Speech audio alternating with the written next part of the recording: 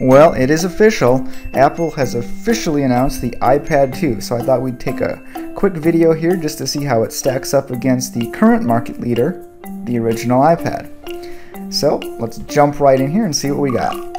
As far as processors go, pretty much this was an expected upgrade. The Apple iPad 2 now has a 1 GHz dual-core processor. It's an Apple A5 chip, whereas the original has an Apple A4 1 GHz chip, just a single core.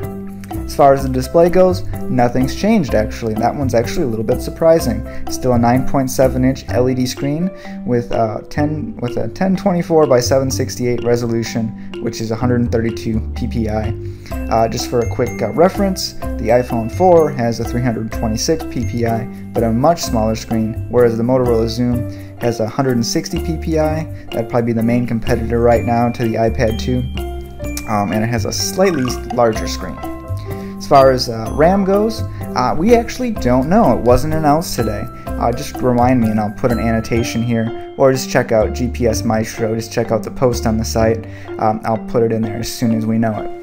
But just remind me in the comments to put the annotation in, because I'll forget otherwise. But the original had 256 megabytes of RAM, and it is expected that the iPad 2 is getting an upgrade. We just don't know if it's going to be 512 or a gig of RAM, but it definitely needed some more RAM to run everything. And especially with some of its new features, it's going to need the power. As far as storage goes, it stays the same. You can get it in 3 choices, 16, 32, or 64 gigabytes. Oh, and one other thing here that I probably don't have a slide for, and that's that, as you can see on the left side, that is a white iPad. So while the white iPhone 4 never materialized, you can now get the iPad in white or black. Choice is up to you, and the white one will be available on launch day, so you won't have to wait any longer for it. Anyway, going on. As far as battery life goes, battery life has stayed the same, which is actually pretty impressive considering that it's got a faster processor, it's thinner and lighter, but we'll get to that in a second. But 10 hours of video playback is what you can expect. As far as camera goes, hey, there's cameras, just as we thought there would be. As far as the rear camera goes on the iPad 2, it's got 720p HD video recording capabilities. I don't know the megapixels on it yet. And the front camera is a VGA camera, and it can do FaceTime, and it's got a new feature called Photo Booth, which you can definitely learn about. Kind of a nifty little thing, but nothing I think that's essential, but a cool little thing nonetheless.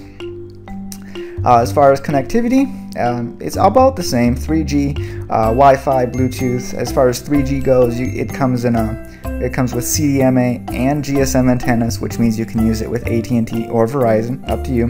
The only new thing here for connectivity really is the HDMI out, which is nice, something that a lot of the new tablets had been offering, but that Apple hadn't put in. So it's nice to see that they added HDMI for us, but otherwise it's about the same as far as connectivity. And sorry, no 4G yet. You'll have to wait till the iPad 3 comes out next year, and hopefully that one will include it, but there's never a guarantee with Apple.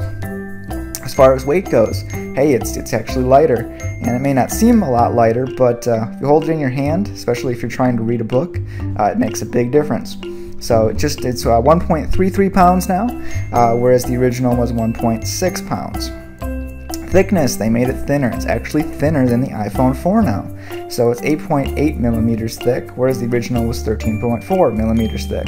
So now you can see why.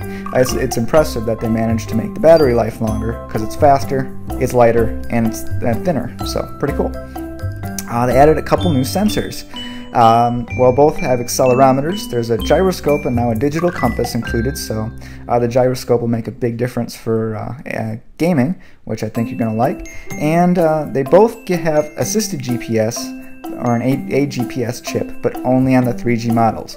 So if you want a sweet GPS setup, and there's some really neat ones you can get with the iPad, you'll need to make sure you get a 3G model, or it's not going to work. So just make sure you get one of those if you want GPS on it.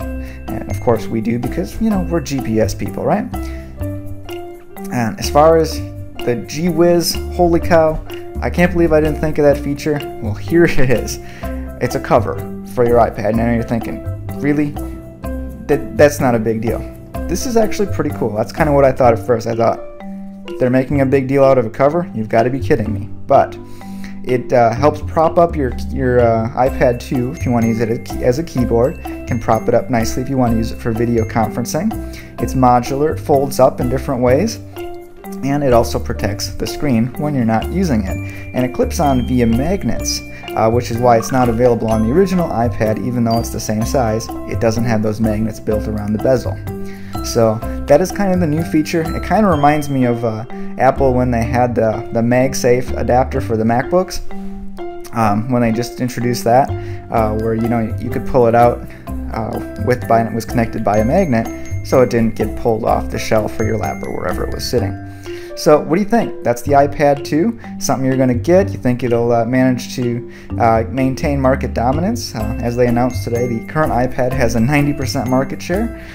Do you think it'll manage to keep dominating new offerings like the Motorola Zoom and the BlackBerry Playbook or the HP Touchpad?